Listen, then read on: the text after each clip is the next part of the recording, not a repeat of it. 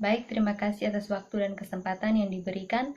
Kami dari kelompok 1 akan melaporkan hasil diskusi kami tentang teori moneter, teori tingkat bunga, teori permintaan uang, dan teori inflasi yang berkaitan dengan kondisi ekonomi moneter saat ini. Materi yang pertama akan dibahas oleh saya sendiri atas nama Laurenciana Sarina Jajok. Yang pertama itu teori moneter.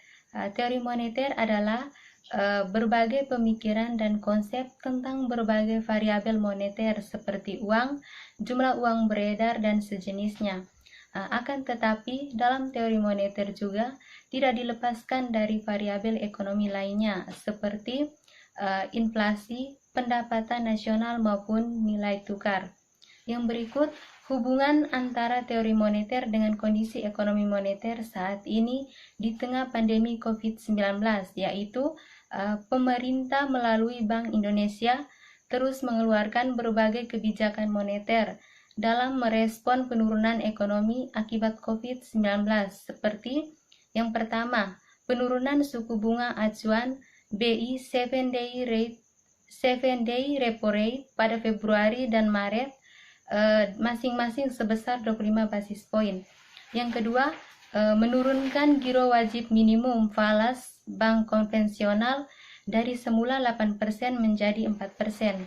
Yang ketiga, memperpanjang tenor repo, surat berharga negara, dan lelang tiap hari untuk memperkuat pelanggan likuiditas rupiah perbankan. Yang keempat, meningkatkan intensitas triple intervention di pasar spot, DNDF, dan pembelian surat berharga negara di pasar sekunder. Selanjutnya saya berikan waktu dan kesempatan untuk pemateri kedua. Perkenalkan, nama saya Gaudensius Christopher Poto. Saya akan menjelaskan mengenai teori tingkat bunga. Jadi, pada dasarnya teori tingkat bunga itu ialah harga atas penggunaan uang yang biasanya dinyatakan dalam bentuk persentase untuk jangka waktu tertentu. Ada banyak teori mengenai tingkat bunga ini, tetapi hanya ada dua teori itu yang paling dikenal, yaitu flow teori dari Klom Klasik dan preference liquid theory dari Keynes. Inti dari teori klasik flow teori ini ialah bahwa teori suku bunga itu merupakan permintaan dan penawaran terhadap tabungan. Yang berikut ialah tabungan dan investasi itu mengalir ke pasar berdasarkan unit waktu. Terus dari semua itu, kaum klasik itu tetap berpegang teguh pada keyakinan bahwa perekonomian itu selalu berada dalam keadaan full employment atau dalam tingkat tenaga kerja itu penuh. Kelemahan dari flow teori ini ialah bahwa moneter itu tidak berperan dalam penentuan tingkat bunga. Selain itu, mengabaikan peran dari credit money dalam menentukan tingkat bunga juga. Yang berikut ialah teori liquidity preference dari Keynes. Inti dari teori ini ialah bahwa kemampuan masyarakat untuk menabung itu terletak pada tingkat pendapatannya. Jadi ketika tingkat pendapatan meningkat, tabungannya pun akan meningkat, dan sebaliknya. Tingkat bunga itu merupakan fenomena moneter dan ditentukan oleh interaksi penawaran uang dan permintaan agregat masyarakat terhadap uang. Yang berikut itu tingkat bunga naik. Jika tingkat bunga naik, maka keinginan masyarakat untuk memegang uang tunai itu lebih sedikit. Akibatnya itu surat berharga akan naik, maka tabungan akan naik, dan sebaliknya. Ketika tingkat bunga itu turun, maka masyarakat itu ingin untuk memegang uang kas lebih banyak. Dari teori-teori ini, yaitu teori flow teori dan liquidity preference teori ini, jika dikaitkan dengan kondisi moneter sekarang ini, kondisi moneter sekarang itu menunjukkan bahwa tingkat bunga itu berada pada acuan di level 4,5%. Untuk tingkat bunga deposit facility itu 3,75% dan bunga lending facility itu 5,25%. Berkaitan dengan semuanya ini, inflasi sampai dengan bulan April itu masih berada pada tingkat itu 0,08%. Hal ini menunjukkan bahwa pemerintah itu menurunkan tingkat suku bunga itu untuk merangsang atau meningkatkan daya beli atau konsumsi dari masyarakat. Jadi ketika tingkat suku bunga itu menurun, maka diharapkan itu masyarakat itu memiliki keinginan lebih untuk memegang uang kas dan meningkatkan daya beli atau konsumsi mereka. Terima kasih. Baik, perkenalkan, nama saya Antonia Cecilia Catherine Kumanunang. Di sini saya akan menjelaskan mengenai teori permintaan uang. Di sini ada beberapa teori permintaan uang yang sering digunakan, yaitu teori permintaan uang klasik yang didasarkan atas kondisi perekonomian selalu dalam keadaan seimbang. Beberapa teori permintaan uang klasik seperti teori permintaan uang. Yang pertama, Irving Fisher. Ia mengemukakan bahwa permintaan uang merupakan kepentingan yang sangat liquid untuk memenuhi motif transaksi. Dengan sederhana, persamaan transaksi permintaan uang Fisher adalah MV sama dengan PT.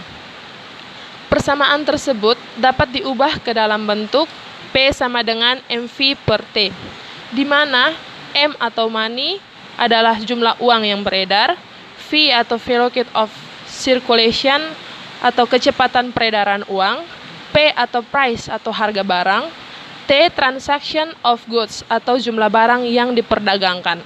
Yang kedua, menurut Cambridge, kaum Cambridge seperti Marshall dan Pigou menganalisis bahwa faktor-faktor yang mempengaruhi seseorang dalam memegang uang tunai dipengaruhi oleh tingkat bunga, jumlah kekayaan yang dimiliki, harapan mengenai tingkat bunga yang diinginkan dengan tingkat harga.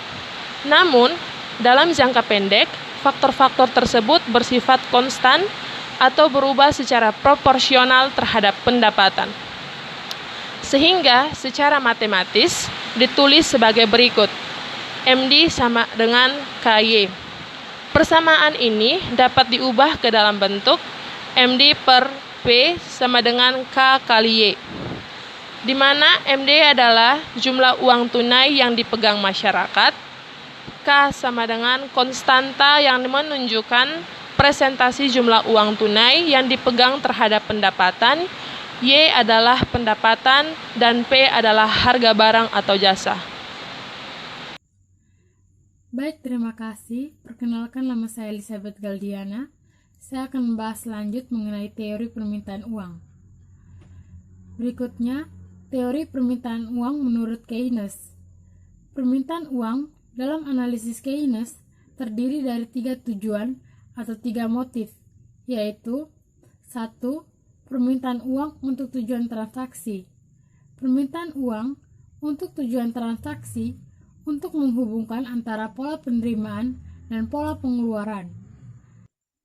Seseorang melakukan pengeluaran setiap hari, tetapi penerimaan tidak terjadi setiap hari, sehingga ia dapat membeli barang dan jasa setiap saat ia memerlukan uang tunai di tangan.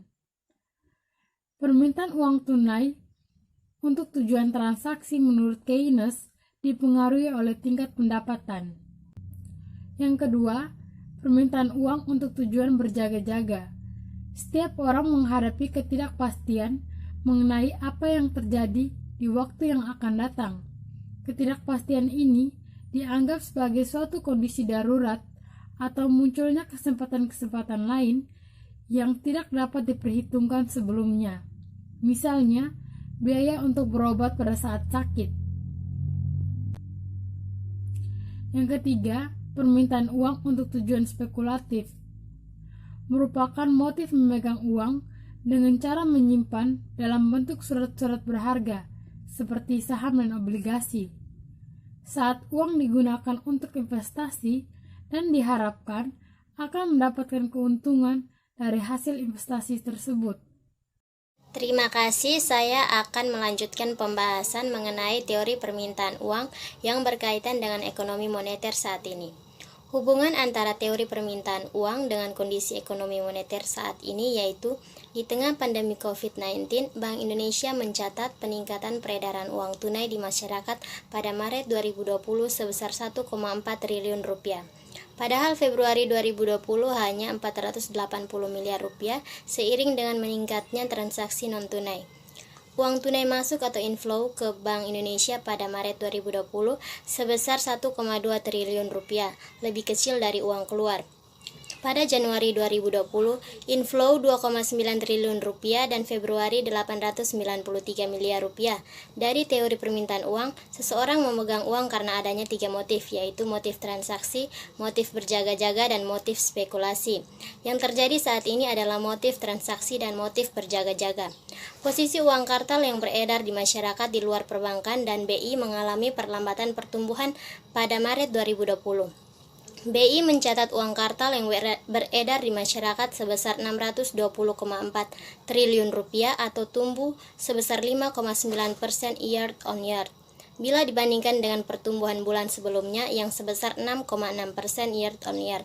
Perlambatan ini sejalan dengan hasil survei konsumen Maret 2020 yang menyatakan adanya penurunan proporsi konsumen terhadap pendapatan yang dialihkan untuk disimpan. Menurut catatan Bank Indonesia, posisi uang kartal yang beredar pada Februari 2020 sebesar 608,0 triliun rupiah. Sementara jumlah uang kartal yang beredar pada Maret 2019 sebesar 585,6 triliun. Baik, saya akan melanjutkan materi berikutnya mengenai teori inflasi. Inflasi merupakan suatu proses kenaikan harga-harga umum barang dan jasa secara terus-menerus. Secara garis besar, teori inflasi yang dibahas dibagi menjadi 3 bagian. Yang pertama, teori kuantitas yang dikemukakan oleh Irving Fisher yang menekankan bahwa inflasi dipengaruhi oleh pertambahan jumlah uang beredar dan anggapan masyarakat terhadap kenaikan harga. Yang kedua, teori Keynes dikemukakan oleh John Maynard Keynes yang menyatakan bahwa inflasi terjadi karena sebagian masyarakat yang menginginkan kehidupan di luar batas kemampuannya. Yang ketiga, teori strukturalis. Teori ini menjelaskan bahwa kondisi struktur ekonomi negara berkembang yang bisa menyebabkan inflasi yaitu tidak elastis penerimaan ekspor dan ketidakelastisan produksi makanan di dalam negeri. Hubungan antara teori inflasi dengan kondisi ekonomi moneter saat ini yaitu inflasi pada bulan April 2020 lebih rendah dan terkendali serta berada di kisaran 0,2% month on month atau secara year on year yaitu 2,80%. Komoditas penyumbang inflasi yaitu bawang merah, emas perhiasan, dan gula pasir. Sedangkan komoditas penyumbang deflasi yaitu cabai merah, daging ayam, dan telur. Hal ini menunjukkan faktor yang berpengaruh kepada inflasi yang terkendali yaitu dampak nilai tukar terhadap inflasi juga rendah karena dalam hal permintaan yang rendah ini menyebabkan nilai rupiah sangat kecil sekali sehingga berpengaruh terhadap kenaikan harga serta terjangkaunya ekspektasi inflasi oleh masyarakat, konsumen, dan produsen. Baik, mungkin hanya itu saja yang bisa kami sampaikan. Sekian hasil presentasi dari kelompok kami. Terima kasih.